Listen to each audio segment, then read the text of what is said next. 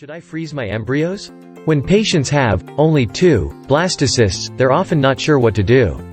Should they transfer both of them as fresh blastocysts? Should they freeze both of them and then do frozen transfers, one at a time?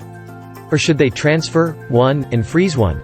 To help you make the right decision, you need to remember that what you need to focus on is the cumulative pregnancy rate.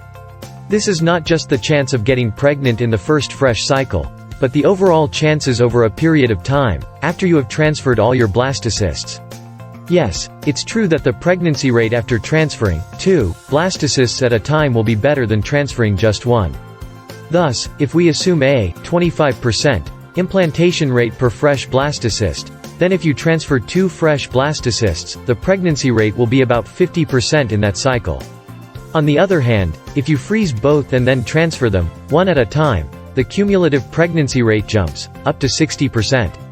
This is because the implantation rate for frozen blastocysts is 30% per blastocyst per cycle, because the endometrial receptivity is better in a frozen cycle.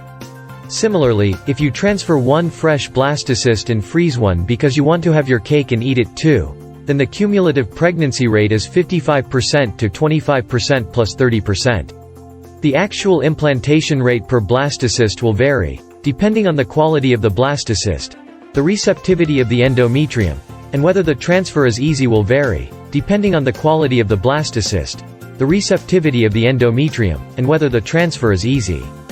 However, this model will give you a framework so that you can make a well-informed decision. Our advice for our patients is to freeze all their blastocysts, and then transfer 1 blastocyst at a time. We tell them, you can have as many babies as you like, but one at a time. This is safest for your baby, because singleton pregnancies have a better outcome as compared to twins.